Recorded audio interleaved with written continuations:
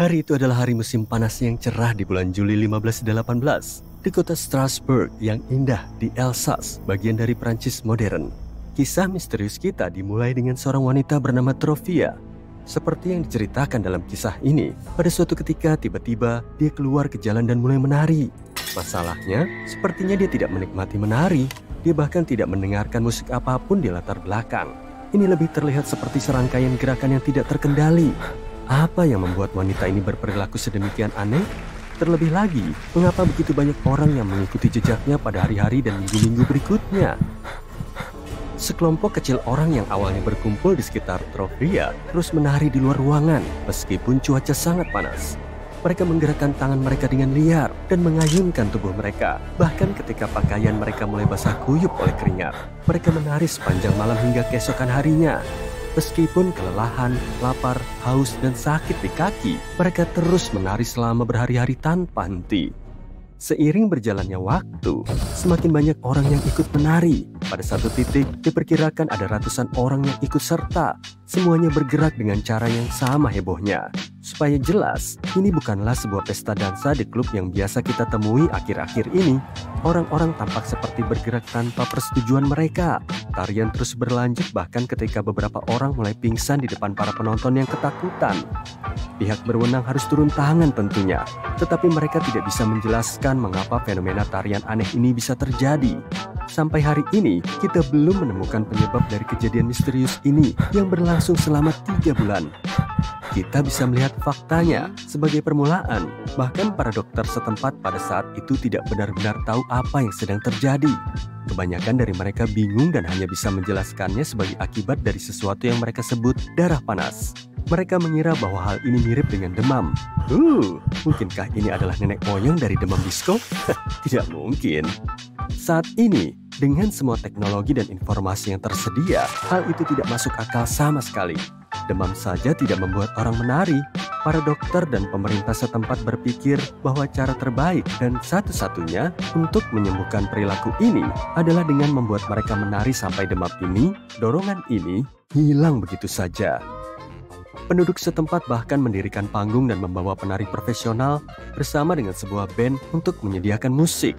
Episode aneh ini akhirnya berakhir pada bulan September ketika para penari dibawa ke puncak gunung dengan harapan mereka dapat meminta bantuan dari roh-roh yang lebih tinggi untuk mengakhiri penderitaan mereka. Anehnya, peristiwa serupa juga terjadi di Swiss, Jerman, dan Belanda. Bahkan sebelum peristiwa ini, namun tidak ada yang sebesar atau seserius yang terjadi pada tahun 1518. Bertahun-tahun setelah kejadian tersebut, Paracelsus, seorang dokter, menulis serangkaian buku tentang kondisi menari setelah kejadian di Strasbourg. Dia cukup terkenal karena karyanya tentang penggunaan kimia dalam dunia kedokteran. Dia percaya bahwa perilaku ini tidak disebabkan oleh nasib buruk atau kekuatan yang tidak wajar, melainkan oleh sesuatu di dalam tubuh manusia yang membuat mereka merasa geli. Inilah yang memengaruhi penilaian mereka dan menyebabkan gerakan-gerakan tersebut. Pada dasarnya dia mengatakan bahwa orang-orang itu memiliki kasus geli yang ekstrim.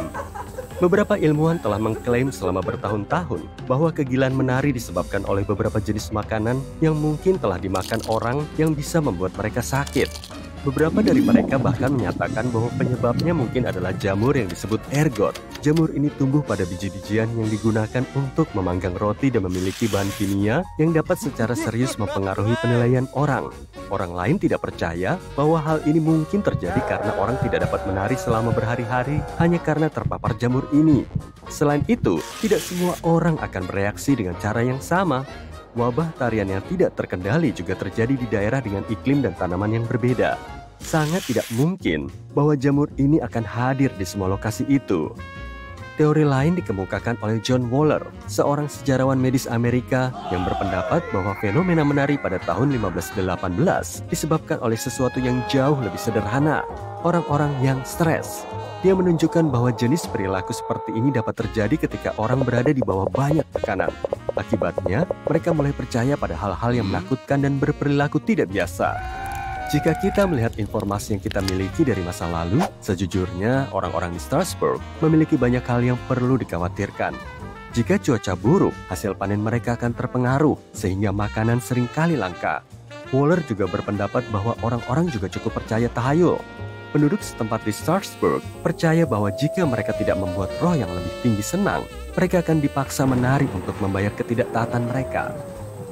Mungkin kita tidak akan pernah tahu alasan sebenarnya mengapa orang-orang tiba-tiba mulai menari pada hari itu di bawah teriknya matahari musim panas. Bukan berarti cerita ini tidak mempengaruhi sastra. Tarian yang tak terkendali memiliki efek yang menawan bagi mereka yang melihatnya.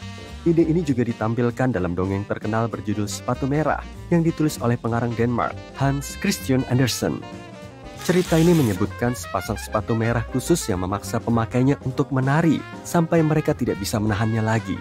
Tentu saja, cerita ini memiliki makna lain untuk memperingatkan agar tidak menjadi sombong, tapi juga menunjukkan bahwa menari bisa menjadi masalah jika dilakukan secara berlebihan. Jika kamu berada di lantai dansa yang penuh dengan orang-orang yang energik, mungkin akan sulit untuk diam. Kamu akan merasa cenderung untuk setidaknya melompat dari satu kaki ke kaki yang lain dari tekanan teman sebaya, jika bukan karena musik.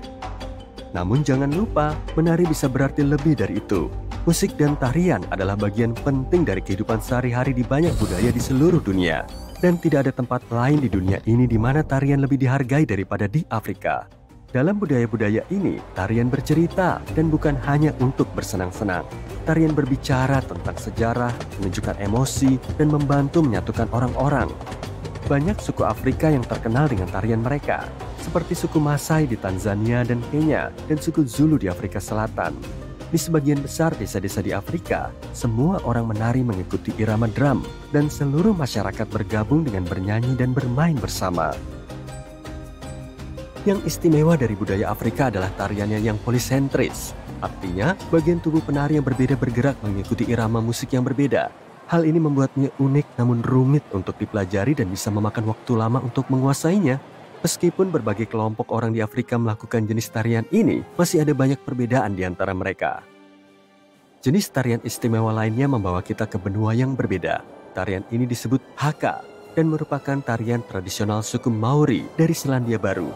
Tarian ini dibawakan oleh pria, wanita, dan anak-anak sebagai bentuk ekspresi, tantangan, atau perayaan. Tarian ini dapat diiringi dengan nyanyian dan teriakan, dan dapat dilakukan sambil berdiri atau bergerak maju. Penduduk setempat sering menampilkannya di acara-acara penting seperti pernikahan. Tarian ini dikenal sebagai cara untuk menunjukkan kekuatan, keberanian, dan persatuan, serta dapat digunakan untuk mengintimidasi lawan. Hal ini sangat penting bagi penduduk setempat, sehingga telah menjadi ritual sebelum pertandingan untuk tim rugby nasional Selandia Baru, All Blacks. Belum lagi itu bahkan dilindungi oleh hukum. Tradisi Asia juga memiliki jenis gerakan khusus. Kabuki misalnya adalah jenis teater Jepang yang mencakup tarian dan akting. Dimulai di Kyoto pada tahun 1600-an dan sekarang ini hanya menampilkan aktor pria. Mereka memainkan berbagai karakter dalam pertunjukan lucu dengan lelucon-lelucon nakal. Seiring berjalannya waktu, Kabuki menjadi sebuah pertunjukan 5 bagian yang bisa bercerita tentang sejarah Jepang, drama keluarga, atau tarian. Para aktor menggunakan gerakan khusus dan wajah yang dicat dengan bedak putih dan warna-warna cerah untuk menunjukkan emosi mereka. Teater ini juga memiliki efek khusus, seperti pintu tersembunyi dan panggung yang berputar untuk membuat pertunjukan lebih menarik dan membuat penonton terhibur sepanjang hari.